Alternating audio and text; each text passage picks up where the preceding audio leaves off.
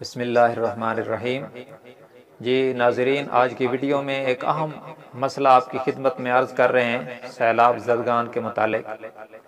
वो ये है कि बाज़ जगहों पर सैलाब ज़दगान जब कोई अपील करते हैं कि हम भूखे हैं और हमें कपड़े चाहिए या खैमे चाहिए, तो चूँकि इस तरह के मौक़ों से बाज़ पेशावर भी फ़ायदा उठाते हैं, तो बाज़ लोग इस डर से कि ये बंदा मुस्तहिक नहीं होगा उसको कुछ कह देते हैं।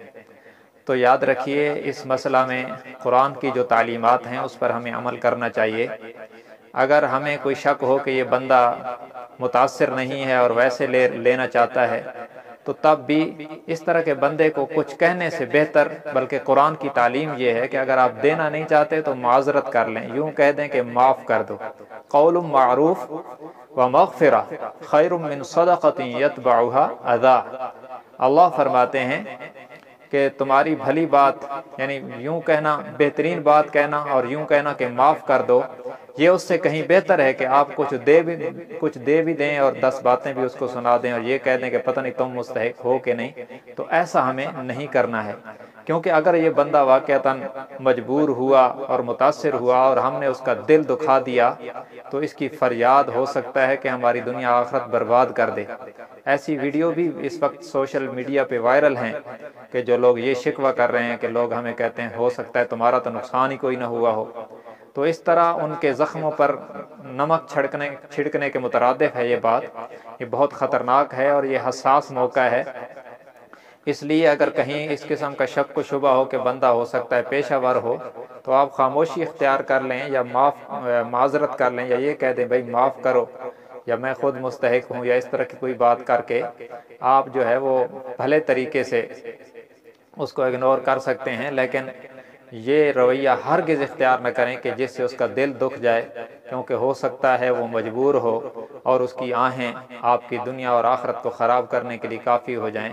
इसलिए बहुत एहतियात की ज़रूरत है। बेहतर है कि कुछ ना कुछ दे दें।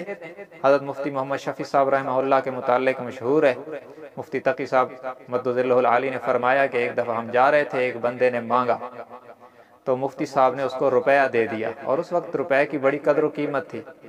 तो मुफ्ती तकी साहब फरमाते हैं कि मैंने अर्ज़ किया, अब्बा जी ये तो मुस्तहिक नहीं है। तो मुफ्ती शफ़ी साहब ने फरमाया, बेटा हम कब मुस्तहिक हैं?